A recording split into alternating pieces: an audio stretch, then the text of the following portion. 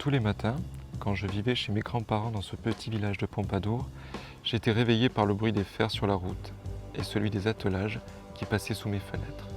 Puis je me rendormais.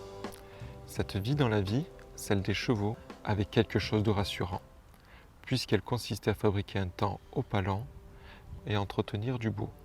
Certains diront du futile, dans un bourg par ailleurs somme toute banal.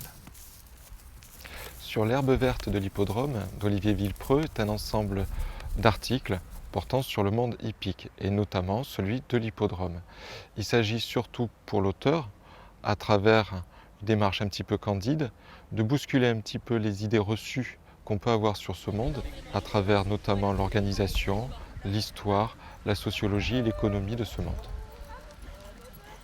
Olivier Villepreux est originaire de Pompadour. C'est un journaliste indépendant qui a travaillé pour des quotidiens nationaux, comme l'Équipe, comme Le Monde.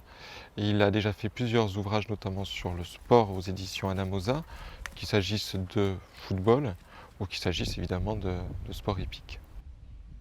Olivier Villepreux s'attache évidemment à montrer toute la mythologie qui entoure tout ce monde, que ce soit à travers ses grandes fortunes, à travers ces grands chefs d'entreprise qui ont su investir par passion dans ces écuries.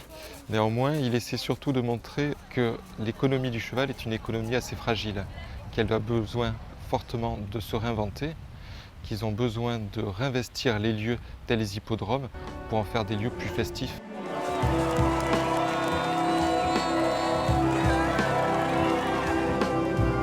On trouve dans cet ouvrage beaucoup d'articles liés aux conditions sociales, dans la mesure où il ne s'attache pas seulement aux grandes fortunes. Il va parler des propriétaires, mais aussi des petits propriétaires, notamment du sud-ouest de province, comme à Pompadour par exemple. Il va aussi parler des jockeys et de leurs conditions de travail. Donc il s'attache surtout aux personnes moins connues qui vivent au jour le jour auprès des chevaux. C'est sa grande qualité justement. On peut très bien lire cet ouvrage, ne pas apprécier le monde hippique, mais trouver les personnes et les galeries de personnages très attachantes.